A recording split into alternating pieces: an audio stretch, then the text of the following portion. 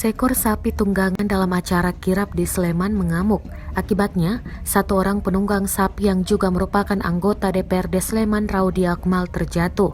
Peristiwa tersebut sempat terekam video dan diunggah di akun Twitter @merapiancover.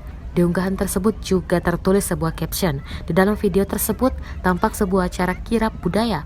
Terdapat dua orang mengenakan busana Jawa sedang menunggang sapi.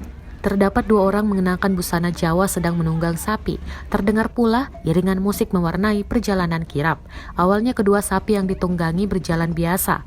Namun saat di depan Gapura, Kelurahan Bangunkerto, satu sapi tiba-tiba mengamuk. Alhasil, orang yang menunggang terjatuh ke aspal jalan. Beberapa orang pun langsung berlari untuk menolong korban yang terjatuh.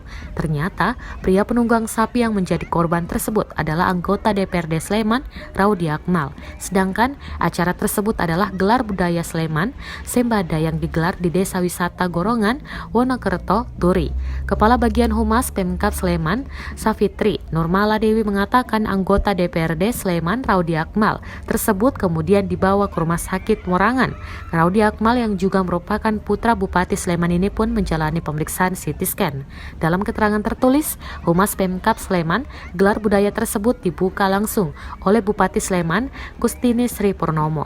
Kesenian tradisional yang ditampilkan dalam gelar tersebut berasal dari Kabupaten Sleman. Kesenian yang ditampilkan yakni jatilan dan tari rampak buto. Hanya saja untuk menerapkan protokol kesehatan, jumlah penari dibatasi 50 orang.